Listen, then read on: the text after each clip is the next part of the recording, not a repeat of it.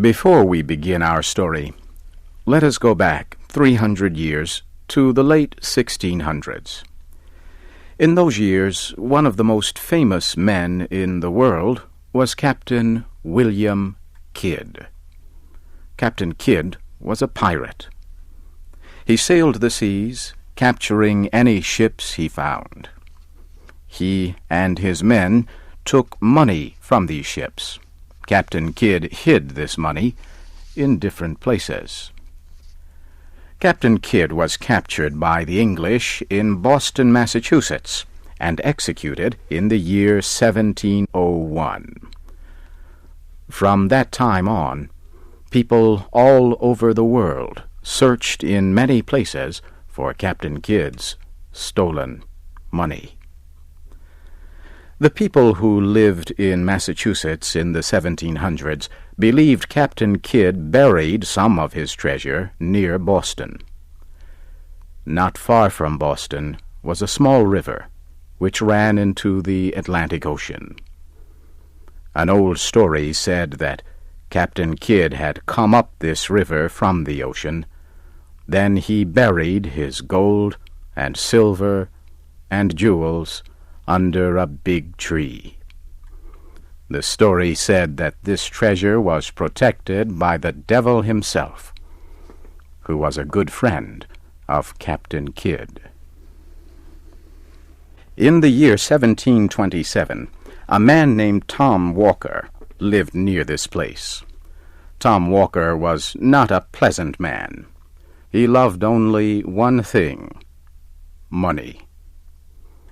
There was only one person worse than Tom. That was his wife. She also loved money. These two were so hungry for money that they even stole things from each other. One day, Tom Walker was returning home through a dark forest. He walked slowly and carefully so that he would not fall into a pool of mud. At last, he reached a piece of dry ground. Tom sat down on a tree that had fallen. As he rested, he dug into the earth with a stick. He knew the story that Indians had killed prisoners here as sacrifices to the devil. But this did not trouble him. The only devil Tom was afraid of was his wife. Tom's stick hit something hard. He dug it out of the earth.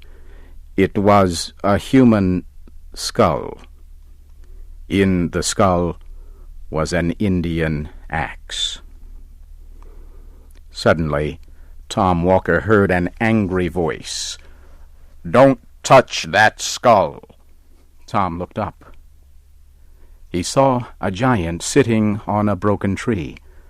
Tom had never seen such a man. He wore the clothes of an Indian. His skin was almost black and covered with ashes.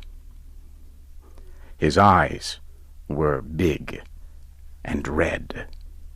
His black hair stood up from his head. He carried a large axe. The giant asked, "What are you doing on my land?" But Tom Walker was not afraid. He answered, "What do you mean? This land belongs to Mr. Peabody."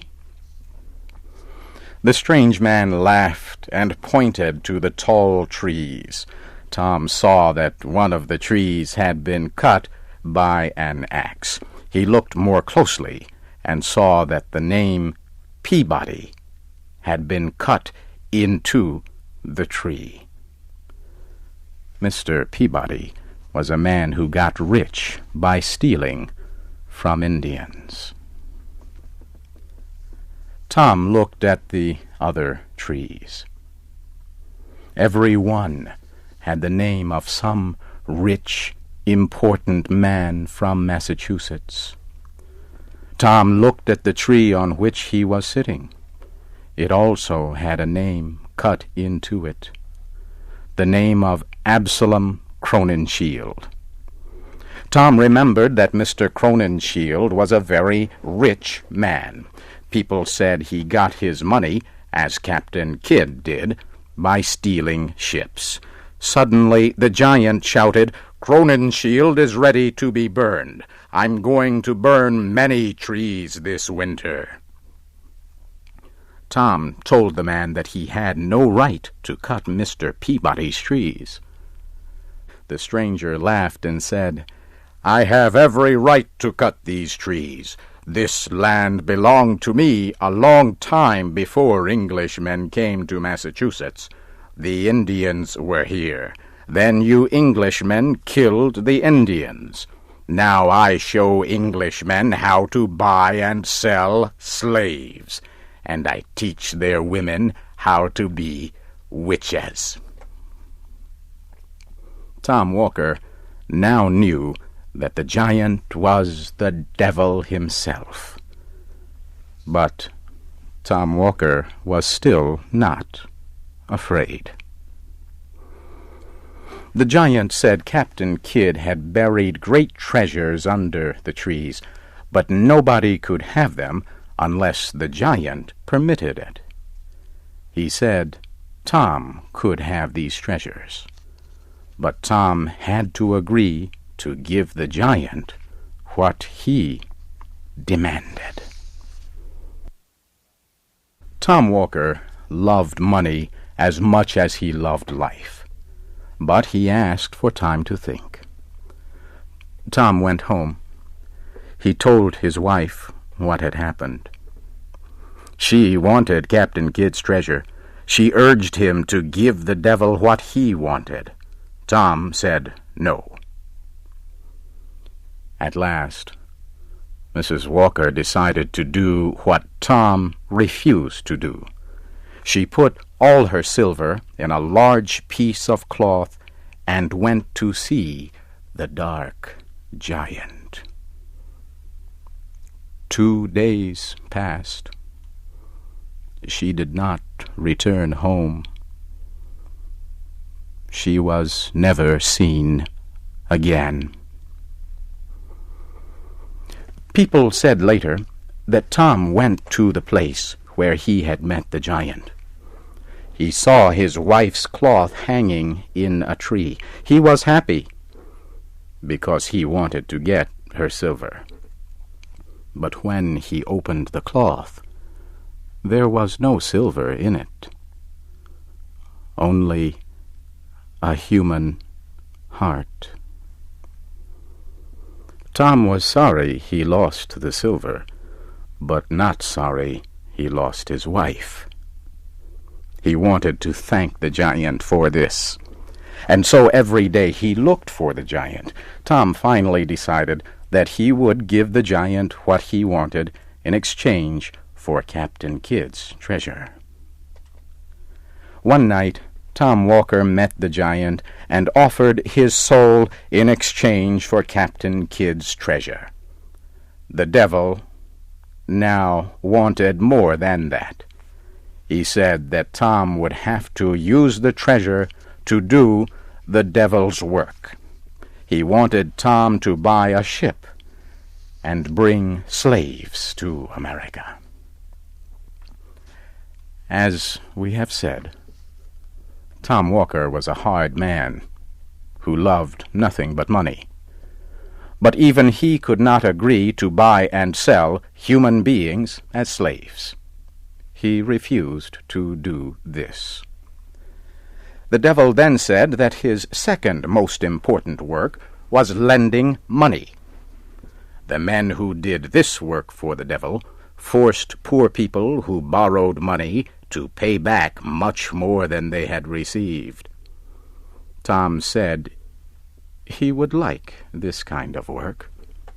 So the devil gave him Captain Kidd's treasure.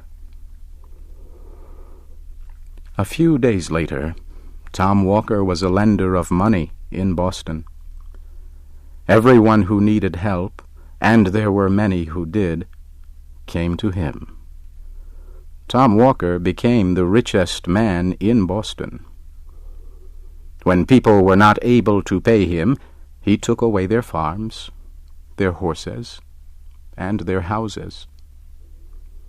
As he got older and richer, Tom began to worry. What would happen when he died? He had promised his soul to the devil. Maybe he could break that promise. Tom then became very religious. He went to church every week. He thought that if he prayed enough, he could escape from the devil. One day, Tom took the land of a man who had borrowed money. The poor man asked for more time to pay. "Please do not destroy me," he said. "You have already taken all my money." Tom got angry and started to shout, "Let the devil take me if I have taken any money from you." That was the end of Tom Walker, for just then he heard a noise. He opened the door. There was the black giant holding a black horse. The giant said, "Tom, I have come for you." He picked up Tom and put him on the horse. Then he hit the horse, which ran off, carrying Tom. Nobody ever saw Tom Walker again. A farmer said that he saw the black horse, with a man on it, running wildly into the forest. After Tom Walker disappeared, the government decided to take Tom's property, but there was nothing to take. All the papers which showed that Tom owned land and houses were burned to ashes. His boxes of gold and silver had nothing in them but small pieces of wood.